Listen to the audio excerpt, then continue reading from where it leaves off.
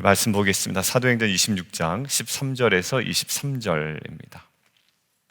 오늘 사도 바울의 그 계속적인 자기 변호가 아닌 복음을 증거하는 장면에 우리는 서 있습니다.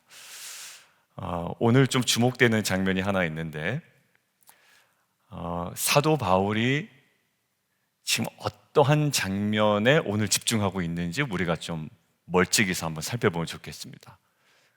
결국 어떤 얘기하고 있나요? 사도 바울이 주님을 만난 이야기. 오늘 이 핵심입니다. 여러분들, 복음을 증거하는 데 있어서 이 부분이 우리에게는 매우 중요합니다. 사도 바울은요, 오늘 이야기하는데 그 부분에 굉장히 구체적인 표현을 아낌없이 쓰고 있다는 거예요. 그리고 그거를 캐치한 누가는 그것들을 또 정확하게 기록하고 있다는 거죠. 어떤 부분일까요? 자, 저는 눈에 들어오는 게 몇 가지가 있었는데 13절입니다. 정오가 되어 라는 거예요. 여러분들, 정오, 어제 그저께 날씨가 참 괜찮았어요. 그죠? 그동안에 무더웠던 날씨가 이제 지나가는 모양이다 라는 생각이 들 정도로. 여러분들, 근데 우리가 한낮의 정오, 그리고 이 지역의 정오는요 굉장히 뜨겁습니다. 근데 보십시오, 정오가 되어서 지금 이때 당시에 사도 바울이 뭐 하고 있었죠? 다메섹으로 가는 길이 소풍 가는 길이 아니었습니다. 복음을 전하는 자들, 그거를 믿고 따르는 자들을 핍박하기 위함이었어요. 그러니까 그 정도로 이 어떤 한낮의 뜨거움을 불사하고 정말 다른 데 가서 열심을 다했던 사도 바울이거든요. 그러니까 사도 바울이 주님을 찾아갔던 것도 아닙니다, 이때. 그러니까 사도 바울이 내가 정말 이제 내 신앙의 회의가 느껴져서 뭔가 고민하고 있을 때도 아니에요. 자기 확신에 가득 차 있을 때, 이 정오의 한낮 한번 생각해 보십시오. 여러분들, 우리 옆에 정말 복음을 모르는 자들의 그 열심, 여러분들 보십시오. 야, 저 열심인데 주님을 만날 수 있을까? 이런 생각이 들거든요. 세상적인 열심으로 가득 차 있는데. 근데 아니에요. 지금 보십시오. 사도 바울이 어떨 때? 내 종교에 대한 회의를 느끼고 인생의 가치에 대해서 다시 한번 생각을 해봐야 되겠다라고 고민할 때가 아니라, 정말 어떻게 보면 말도 안 되는 자기 확신에 가득 차 있을 때, 이 정오의 한낮, 한낮의 정오인가요? 정오의 한낮인가요? 아무튼 이때 주님께서 찾아오셨다라는 거예요. 그러고 보니까 베드로도 마찬가지입니다. 베드로가 언제? 그냥 일상을 살아가고 있을 때, 내가 이 직업에 대해서 회의를 느꼈어, 이때가 아니에요. 이때가 아니에요. 갑자기 찾아오셨습니다. 그러고 보니까 우리 인생도 그런 것 같아요. 갑자기 찾아오셨어요. 하나님께서. 이거 놀랍지 않습니까? 내가 고민하다가 발견한 것도 아니고요, 갑자기 내 인생에 찾아오신 하나님. 정오가 돼서 하늘로부터 더 밝은 빛이 왔다. 이거는 부인할 수 없는 주님과 인격적인 만남이죠. 근데 거기서 저는 하나 더 눈에 들어오는 게 뭐냐면, 소리가 들렸대요. 근데 사도 바울이 뭐라고 얘기합니까? 히브리 말로 이렇대요. 히브리 말로. 헬라 말이 아니라, 그 당시에 통용되는 헬라 말이 아니라 히브리 말로, 아마 아람어가 아닐까라고 생각을 해요. 주님께서 헬라 말을 모르셨을지는 않을 거예요. 그런데 굉장히 지금 학자들이 얘기할 때, 주님이 다메섹 도상에서 자신에게 모국어인 히브리 방언으로 말씀해 주셨다는 사실을 여기에 처음으로 언급했다. 이게 뭐냐면, 결국 성경의 증거는 뭐냐면, 하나님을 묘사할 때 자신의 피조물들에게, 그리고 자신을 구원하는 자들에게, 자신의 성도들에게, 자녀들에게 자신과 자신의 뜻을 계시하시고 싶어 하시는 분인데, 어떻게? 이해하도록 나타나신다라는 거예요. 저는 이게 예배 때 우리 자녀들에게 나타났으면 좋겠고, 성경 공부 시간에 나타났으면 좋겠고, 그들의 개인적인 말씀 묵상과 기도의 시간에 분명하게 드러났으면 좋겠고, 새로운 회개년도를 준비하는 저와 여러분에게 분명하게 하나님께서 말씀하실 줄 믿습니다. 하나님께서 말씀하지 않으셨어는 없어요. 이때 학자들이 이구동성으로 얘기하는 게 정말 들을 마음이 있는가, 그리고 두 번째, 정말 듣고자 간절히 엎드렸는가라는 거 두 가지. 정말 들을 마음이 있는가, 그리고 그 음성을 듣기 위해 정말 간절히 엎드리고 시간을 온전히 드렸는가라는 거. 여러분들 보십시오. 사도 모세도 보면 못 알아차릴까봐 어디서 나타나시죠? 가시떨기에서 나타나시죠. 궁금증을 불러일으킨다고요. 우리가 묵상할 때 좋은 포인트인데, 큐티 훈련할 때 가시떨기에서 막 불이 붙는데 그게 다 없어지지가 않는단 말이에요. 이상하죠? 우리는 이상한 지점에 머물러 있어야 돼요. 월요일날 우리 말씀 나눠주실 때도 의와 절제와 심판에 관한 거예요. 불편하죠? 머물러 있어야 되는 거예요. 아니면 유대인들을 즐겁게 하기 위한 선택만 하게 된다는 거예요. 자, 여기 보면 불타는 가시떨기, 때로는 모세를 통해서 아주 명확하게 돌판,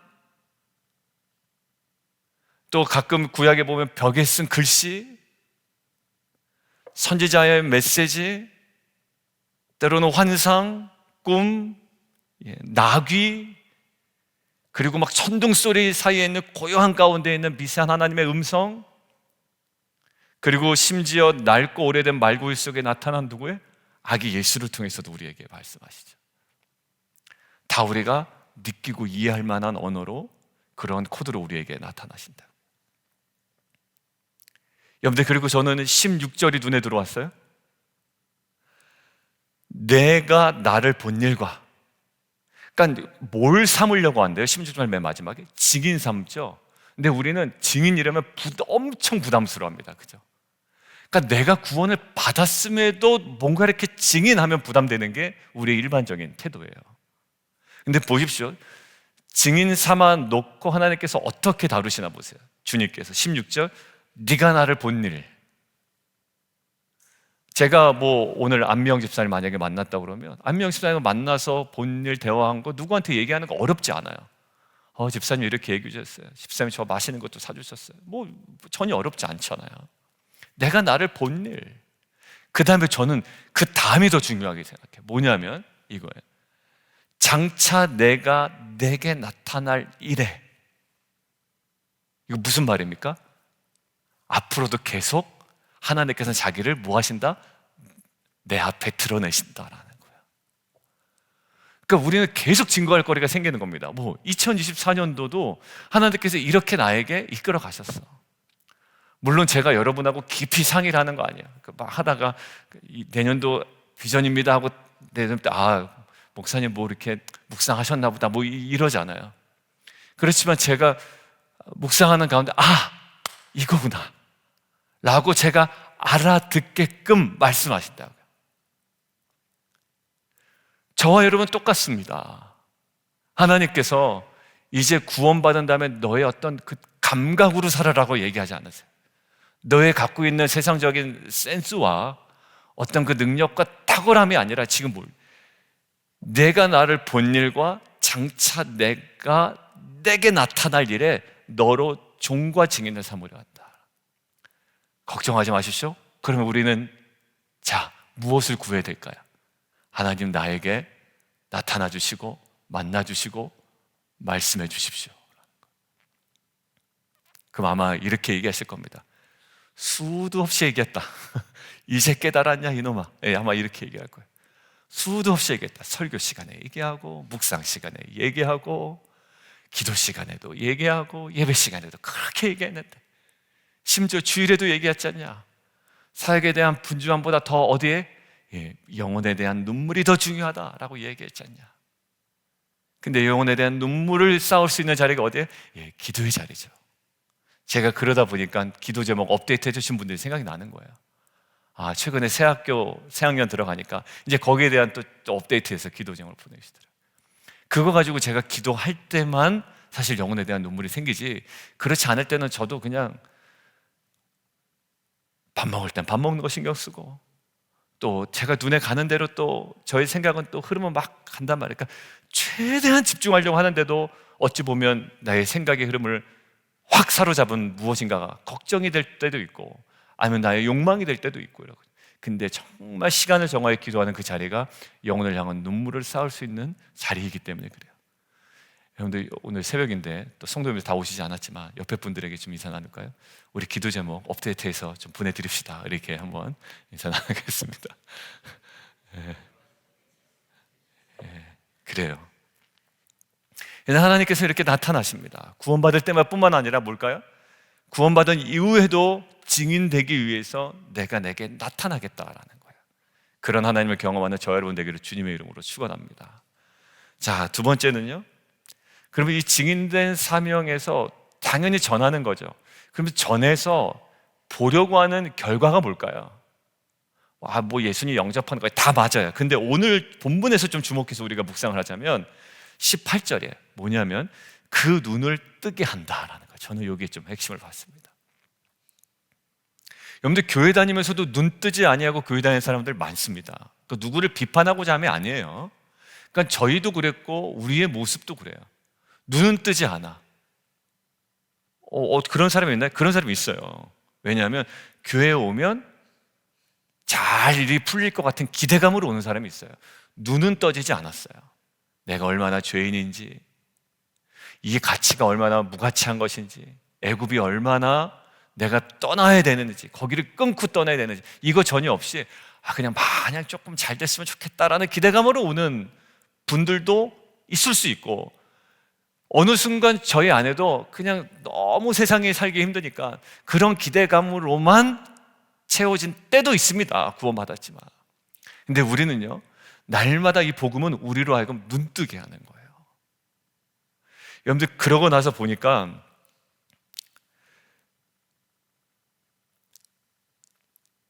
엠마오로 가는 두 제자에게 결국 주님께서 막 증거하시고 하잖아요. 오늘 똑같은 거거든요. 선지자의 글을 풀어서 설명하셨죠, 주님께서. 그리고 결국 뭐예요? 그 예수 그리스도 메시아의 고난과 죽음과 부활을 설명하신 거 아니에요? 자, 내용은 거기도 동일하고 오늘도 동일합니다. 22절, 내가 오늘까지 서서 높고 낮은 사람 앞에서 증언하는 것은 선지자들과 모세가 반드시 되리라고 말한 것밖에 없다. 그러니까 똑같아요. 사도 바울도 엠마오로 가는 두 제자에게 복음을 전했던, 예수님이 전했던 내용과 사도 바울이 지금 전했던 내용과 동일하단 말이에요. 구약에 예언된 그분이 그분이다라는 거예요. 곧 그리스도가 23절 고난을 받으실 것과 죽은 자 가운데서 먼저 다시 살아나사 이스라엘과 이방인의 빛을 전하시리다 하미니이다. 예, 결국 그건데 그때 엠마오로 간 두 제자에게 나타난 것이 있습니다. 뭘까요? 가슴이 뜨거워지고요. 예, 그에게 눈이 새롭게 열렸습니다. 여러분들 사도 바울도 경험했죠. 사도 바울이 다메섹에서 주님을 강하게 만난 이후에 어떻게? 앞을 못 봅니다. 근데 나중에 아나니아라는 사람을 통하여 결국 그때 일어난 일이 상징적으로 우리에게 보여주는 것이 뭡니까? 눈에 비닐 가는 것이 벗겨집니다. 여러분들 우리 자녀들에게도 마찬가지입니다. 교회를 왜 다니는지 모를 때가 있어요. 그냥 엄마가 다니니까 다니고, 그냥 안 다니면 불안하니까 다니고, 벌 받을까 봐 다니고, 이거는 사실 본질은 아니잖아요. 근데 결국 그에게 눈이 뜨게 되는 일이 벌어져야 되는 거예요. 이것은 무엇으로 가능할까? 명확한 진리에서만 가능하고 오직 하나님의 은혜로 가능한 거예요. 이것을 위한 영혼에 대한 눈물이 있어야 되겠다는 생각이 또 들더라고요. 어떤 걸까요? 내가 눈을 까뒤집을 수는 없단 말이에요. 근데 그 눈을 뜨게 하시는 분이 분명히 계시잖아요. 그러니까 하나님 저 눈을 열어주십시오. 눈을 열어 주를 바라보게 해주십시오. 뭐예요? 그래서 어둠에서, 이 기도 제목이 바로 나와요. 어둠에서 빛으로, 사탄의 권세에서 하나님께로 돌아오게 해주십시오. 이게 무엇으로만 가능하다고요? 눈이 띄어져야지만 가능하다고요. 아니면 그냥 아유 좋다, 잘 된다, 많다, 풍요롭다에 머물러 있는 기독교가 된단 말이에요.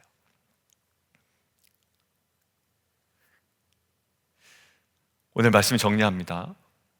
오늘 주님은 어떻게 우리에게 굉장히 이해하긴 방식으로 우리가 전혀 예상하지 않았던 그 시간에 하나님의 주권적인 역사로 찾아오시지만 정말 아주 친근하게 찾아오십니다. 근데 이게요, 어디까지냐면 22절, 아까 제가 얘기 안 했는데 22절, 하나님의 도우심을 받아 내가 오늘까지 서 있다라는 거예요. 하나님께서 우리가 알아듣기 쉬운 방식으로 아주 친근하게 나타나시지만, 그리고 증인의 사역을 감당할 때 사도 바울이 느꼈던 건 뭐냐면 하나님의 도우심을 받아 여기까지 서 있는 거예요. 여기까지. 이렇게 우리에게 다가오시고 말씀하시고 다가오셔서 우리를 도우신 하나님의 은혜를 누리는 저와 여러분 되기를 원하고요. 그 두 번째, 우리가 증인의 사명을 감당할 때 우리가 가져야 되는 기도 제목, 하나님 그 눈을 뜨게 하여 주옵소서. 그 눈을 열어 주옵소서. 이 간절한 고백이 저와 여러분에게 있기를 원합니다. 여러분들 그 시몬의 예언도 그렇고요, 누가복음에 있는 시몬의 예언도 메시아가 올 때 그들의 눈을 뜨게 하고 그들에게 정말 빛이 된다라는 것은요, 새로운 것을 보게 된다라는 것이거든요. 새로운 것을 봐야지 그들의 욕망을 추구하는 기독교가 돼서는 안 되잖아요.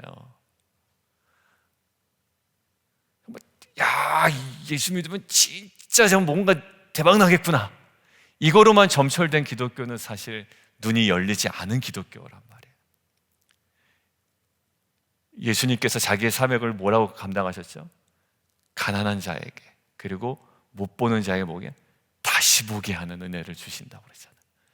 여러분들, 이 다시 눈을 뜨게 하는 이 은혜가 우리가 품고 기도하는 그 영혼들에게, 특별히 저는 우리 사랑하는 자녀들에게 이 눈이 열리는 은혜가 있기를 원하고요. 그래서 이제 어둠에서 빛으로, 사탄의 권세에서 하나님께로 돌아오는 이 진정한 하나님의 나라와 이 회복의 역사가 우리 안에 누려지는 귀한 은혜가 있기를 원합니다. 우리 함께 좀 기도하며 나가도록 하겠습니다. 여러분들 보십시오. 일어나 너의 발로 서라. 내가 내게 나타난 것은, 그리고 앞으로 내가 내게 나타날 일에 너로 종과 증인을 삼으려 하겠다. 강한 빛으로 주님은 바울을 딱 멈추게 하셨어요. 정오의 그 뜨거운, 어쩌면 대낮의 그 정오의 뜨거운 햇살 앞에 더 선명한, 여러분들 그거보다 더 뜨거운, 더 밝은 빛이 나왔다는 것은 태양빛보다 밝은 빛이 가능할까요? 그러니까 사도 바울에게는 깜짝 놀랄 만한 사실이 되는 겁니다. 멈춰 설 수밖에 없는 이 사건, 그를 넘어뜨리셨고 다시 일으키십니다. 다메섹은 그가 무너진 사건이지만 하나님께서 다시 일으키십니다. 그리고 종과 증인으로 삼으시죠. 사도 바울도 다시 보게 하는 것들을 경험했고요, 이제 누군가를 다시 보게 하는 사명을 가지고 나아갑니다. 그런데 정말로 알아듣기 쉽게, 알아들을 만한 코드로, 그러한 메시지로 주님은 우리에게 다가오시고 또 그들에게 다가가기를 원하시고, 끝까지 하나님의 도우심으로 사도 바울을 곳곳에 세우시는 일들을 보게 됩니다. 이러한 은혜를 우리가 누렸으면 좋겠습니다. 하나님 우리에게 지속적으로 다가오시고, 히브리 말로 다가오시고, 정오의 대낮에 다가오시고, 또 나타날 일로 지속적으로 나에게 우리 하나님을, 자신을, 주님을 드러내시고 그것들을 증거하게 하시는 그 하나님의 그 현존과 임재 속에 저희가 머물게 하여 주시옵소서. 그리고 우리의 하나님 그 증인된 삶을 통하여 하나님 닫혀있던 눈이, 누군가의 눈이 하나님 다시금 뜨게 되며 열리며, 이제는 사탄에서, 이제는 하나님 진정한 하나님께로 돌아오고, 이제는 어둠에서 하나님 빛으로 돌아오는 이 구원의 역사가 우리 가운데 누려지게 도와 주시옵소서. 우리 주님 이름 한번 부르고 함께 기도하며 나가도록 하겠습니다.